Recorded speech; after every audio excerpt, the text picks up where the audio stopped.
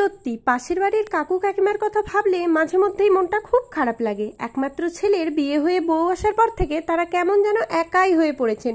সেই যে 7 বছর আগে ছেলের বিয়ে দিয়েছেন, তারপর থেকে হাতে গুনে 3 থেকে 4 বারই ছেলে বৌমা এবং নাতির মুখটা দেখতে পেয়েছে। বয়স্ক দুটো মানুষ সারাদিন একা একা বাড়িতে থাকে, এমনকি অসুস্থতার কথা শুনলেও তারা কেউই বাড়িতে এসে উপস্থিত হয় না। তবে পাড়ায় একটা বিয়ে থাকার জন্য 7 দিন হলো ওই কাকিমার ছেলে বৌমা এবং নাতি সপরিবারে তারা বাড়ি ঘরে এসেছে। কাকিমা কাকুও বেশ মনের আনন্দে এই কটা দিন কাটাচ্ছিল। তবে আমাদের বাড়ির গোল্ডেন রিট্রিভারের আওয়াজ শুনে তার নাতি কিন্তু ভীষণ জেদ ধরেছে যে সে নাকি এই ডগের সাথে এসে খেলা করবে। একমাত্র নাতির জেদের কাছে হার মেনে কাকিমা তাকে আমাদের বাড়ি তো নিয়ে এলো। তবে আমাদের বাড়ি নিয়ে আসার জন্য যে কাকিমার সাথে সাথে আমাদেরকেও এতগুলো কথা শুনতে হবে তা কিন্তু আমরা একদম ভাবতে পারিনি। আসলে সন্ধ্যেবেলা যখন কাকিমা তাকে নিয়ে এসেছে, সে কিন্তু আমাদের গোটা বাড়িতে এসে ছুটোছুটি করছে এবং আমি তখন রান্নাঘরে সবার জন্য স্ন্যাক্স বানাচ্ছি।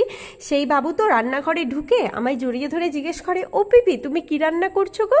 আমি তখন বললাম, আমি তো এখানে চিকেন বানাচ্ছি, তুমি কি চিকেন খাও?